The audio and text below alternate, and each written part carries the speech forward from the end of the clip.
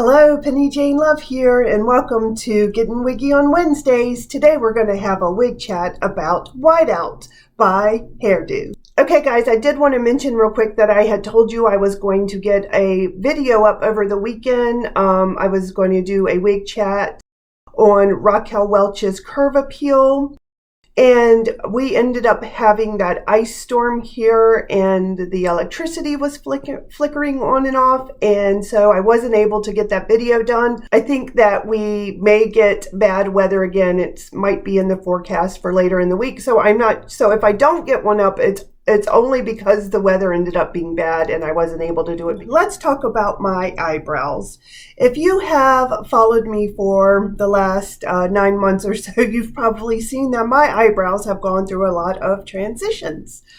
You know, for my entire adult life, I never really had to worry about my eyebrows. Even though I had alopecia and terrible thin, straight hair, I never had problems with my eyebrows. I always had very full, big eyebrows. I would get them waxed. And then when I started using retinol, I would get them tweezed. And that's really all I ever did to them. And then 2 things happened. 1, I turned 50. And 2, the pandemic. They have started to get, some patches in them. They were still pretty full, but they were not as linear. They had patches in them. And I tried, first I would go get them threaded and have them take care of them. But once the pandemic started and I was no longer able to do that, I tried to groom them myself. And it just went from bad to worse. I just could not get them to look good. So what I finally decided to do is I have been testing out different eyebrow stencils and trying to draw them on. At first I was just going to fill them in, draw them on, but leave my eyebrows on. But my eyebrows were in such bad shape. They were so uneven and they looked so bad. And I couldn't get them to match in color. So what I just decided to do is I pluck them all and I'm starting over from scratch. So I am in this, I guess, kind of testing phase where I am trying different stencils. And I am drawing them on every day, which has been kind of a nightmare. They are growing back. I don't think it's going to take them too long to grow back. But in the meantime, you're probably going to see them in many different shapes and styles and colors until I get the look that I think suits me best. So please forgive the changing eyebrows over the next few months as I figure that out. Okay, let's talk about Whiteout. So on Wednesdays, I do a series called Getting Wiggy on Wednesdays, where we have a wig chat about an affordable, budget-friendly wig, or we do something else wig related. First, I was going to say I was only going to have chats about wigs that cost $100 or less. But I decided to change that to $150. Now, that means that it has to have a manufacturer's suggested retail price of $150 or less. And the reason why I decided to go to $150 is because all wig retailers usually run sales, pretty regularly. You can usually find a pretty good sale during holidays and all of that, where you can get 30% off. And so that to me makes $150 wigs more affordable if you're able to shop around and get that 30% off. So the cost of Whiteout from everywhere that I saw runs about $118. Whiteout is by the Hairdo line, and the Hairdo line is made by Hairdo, the wig company Hairdo. And what they say on their website in the description about Hairdo is they say, "Wow, in this wickedly white wig. The classic mid-length hairstyle is updated and made edgy with a silver white base and darker spots." And I would say that it is definitely like a silver white. I actually have a little bit of sun coming in the window today, so you guys are seeing it looks a little brighter on this left side here because I have that window over there. It's definitely a white wig. There's no gray in it. Whiteout has a basic cap. The cap is very comfortable. It's very soft. It's one of those ones. It's one of the caps that is not stiff at all. It's very soft, very pliable. It has a left-sided part. Now, I am not super thrilled with the part. Part of the reason is because here in the back at the crown where the part is, there are lots of short hairs that you can see and that you can feel. I'll get up close so you guys can see that. Right here, when I put my hand like that, I feel a bunch of spiky little hairs. Also, you know, it has this bump here that kind of goes almost down to about middle of where the part is. Because it's a basic cap, you can't see down to the scalp. The part is done in a zigzag kind of fashion. And I don't know if, since it's pretty dense, it's not super dense, but it's pretty dense. I might try to straighten it out and see if that makes it look a little bit more natural. So again, it has a basic cap. It's a very comfortable cap. There is no lace front, but you don't really need it because of the way that the bangs are. And again, that's part of the cost savings that you have because lace fronts are going to cost more. So if you're okay with basic caps and you're on a budget, I think this is a great piece for that. The fibers are the true to life heat friendly fibers, so they do take extra care. You do have to take extra care with them. They do tend to wear out more quickly and especially on longer wigs. So this is a wig that does have to take, that you do have to take care with. Again, they do take heat up to 350 degrees, but I did want to read something for you guys. They did send this booklet with it called a wig style guide, and there are a couple of things in it that I thought were interesting. They said that you don't want, when you're washing it, you don't want to soak it longer than recommended because it would ruin the product.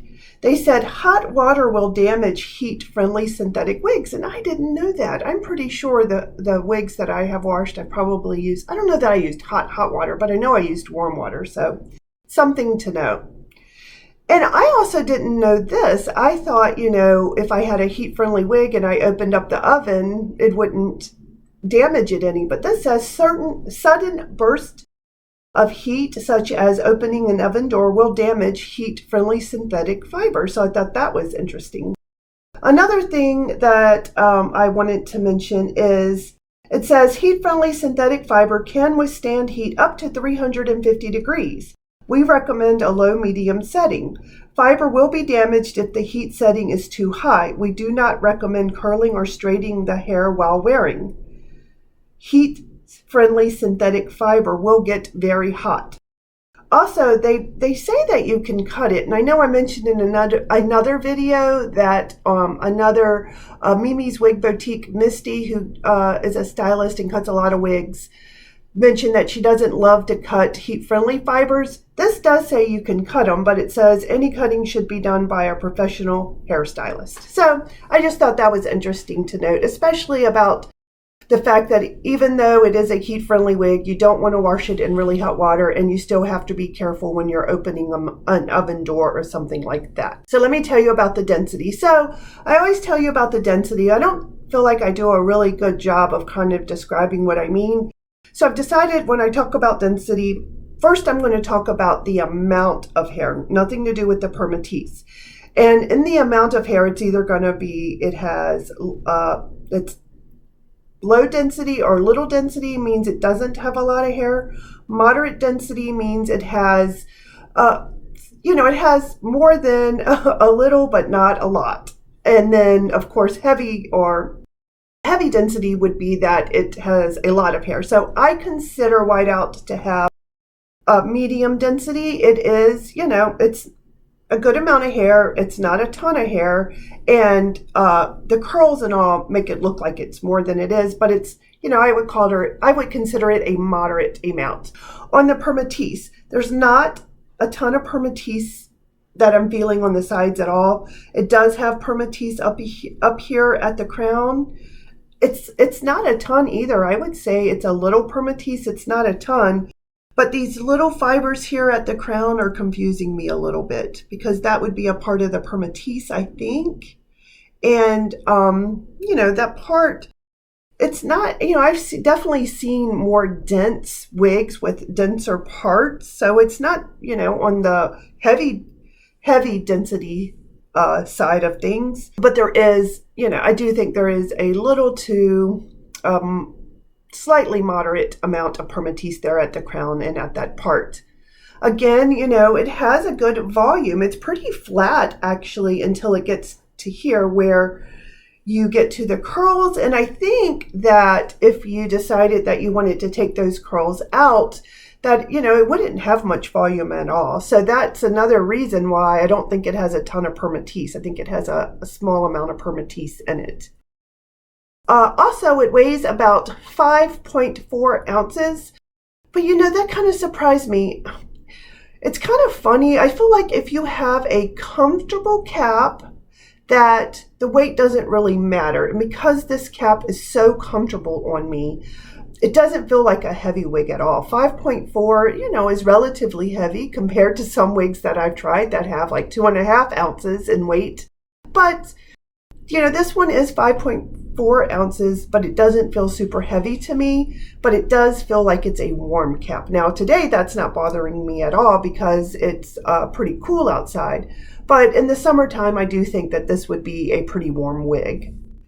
Okay, let's talk about these links. You guys, I don't know why I never thought about this before, but my son has a swivel chair that turns all the way around. And I'm like, you know, I can just use his chair when I show him the links. Then I'll have to awkwardly scooch around from side to side in my chair. So on these links, the front and the fringe is 10.5 inches. The crown is 10.5 inches. The sides, the nape, and the back are 13.5 inches. And let me show you.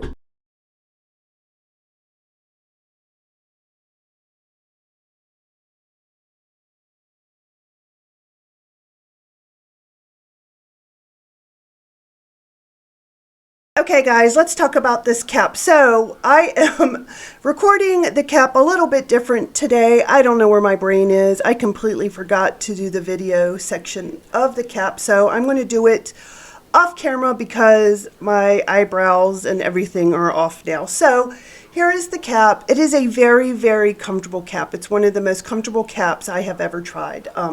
Super bonus for me. It is a basic cap. There is no lace front. It has the closed top here.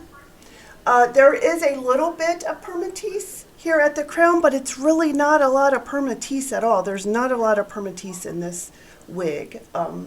It has the standard ear tabs. They are not covered. It has the extended nape that is also not covered, and it has the Velcro adjusters. It has the open wefts, and if you look up closely, you can see a few of those crimped hairs, but they're not super crimped because again, this piece just does not have a lot of Perma-Tease in it. Okay, let's talk about this color. So this is a beautiful color. This is a very white wig, obviously. You know, this is kind of what I envision I will want my hair to look like when I am like 90 years old and can no longer really pull off reds and golden blondes and things like that. I think I will probably want to have white hair. So I was able to go outside. It's actually sunny today and let you get a view of this in natural color or in natural light. And here's that video.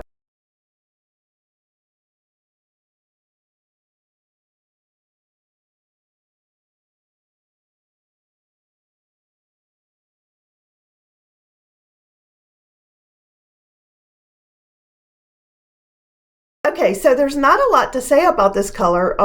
You know, the root is lighter than I thought it was going to be. It's like a caramel medium brown, but to me it has, and it might just be because it has the white, some of the white hair in there, but to me it has kind of a grayish tint to that brown, but I think it's probably just from those few strands of white hair fibers that are intermittently placed in there. So the rest of it is just pretty much a solid, I guess you would call it like a champagne white or a platinum, champagne or a platinum blonde, but it's definitely a white wig. It's not gray. There's no gray in it. It's definitely white.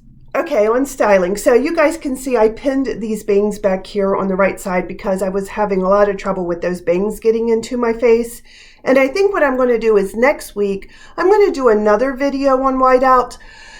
In that video, I'm going to steam the bangs back to show you how I steam the bangs so that they will stay out of my face. I'm going to see if I can steam this bump here to get it to lay flat up there. And I will also show some different styling options that you can do with whiteout. So instead of doing a styling section this week, I think I'm going to wait and do that next week when I show you guys how to steam those bangs. And a few other things. And I might work on that part some too. I don't know. I got to think about it. So, all right, guys, that's all I have for you. I am happy with whiteout. I think she's beautiful. These beautiful white flowing locks. Again, this is how, when I'm 90, I hope my hair looks that I have beautiful white hair. You know, I don't mind gray hair. There are some people who look absolutely gorgeous in gray hair. But I don't know if I ever want to be have gray hair. I think I'm going to go from having wigs that have color to, when I can no longer pull it off, having white wigs. I don't know, but that's what I'm thinking in my head. So I appreciate you guys watching, and I hope you're all doing well. And I will get a video up this weekend on Raquel Welch's Curve Appeal, as long as the weather doesn't interfere. And I will see you guys in the next video.